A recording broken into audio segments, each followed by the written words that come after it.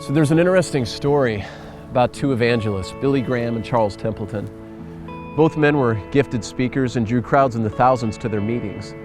In fact, Charles Templeton had 91,000 people come out to hear him speak.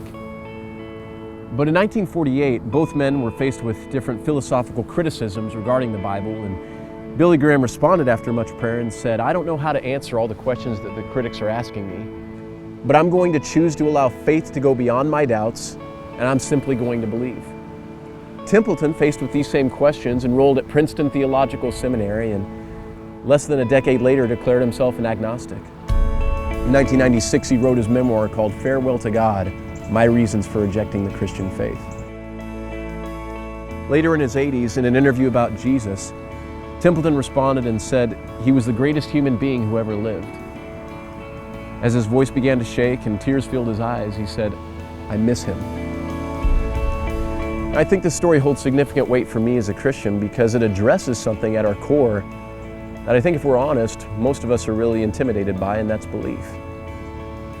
You know, we admire the faith of individuals in overcoming impossible odds and circumstances, but when it comes to our own lives, we're often quick to dismiss belief in something greater than ourselves as just not being realistic. I mean, we feel foolish. How can I give an answer for faith in a God who is invisible from my sight? But yet, when you look at the complexity and the beauty of life, it seems that there's nothing but fingerprints of design in every aspect of the world that we live in. So what, in essence, is forced upon us is a choice of belief or unbelief.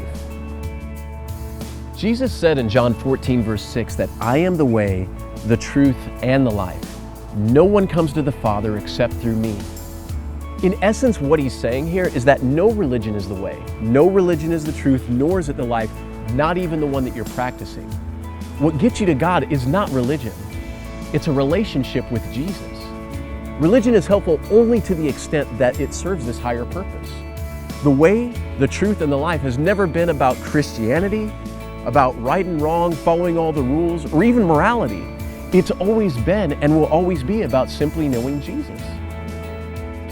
I love what Charles Spurgeon once said, in that we will never find happiness by looking at our prayers, our doings, or our feelings. It is who Jesus is, not who we are, that gives rest to the soul. I think back to 9/11, when churches across the country were packed with people seeking God in the face of tragedy. And we do this. We often turn to God when we feel like He is our last hope. But what ends up happening is we hoist our prayers towards heaven as if we were picking a lottery ticket. You know, hoping God hears us, hoping that we get an answer.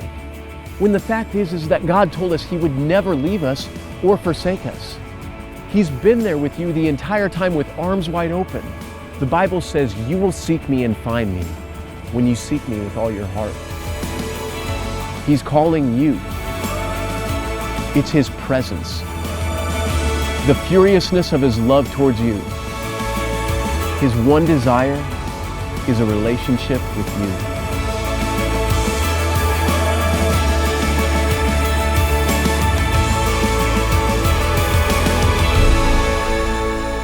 So we all have the same questions.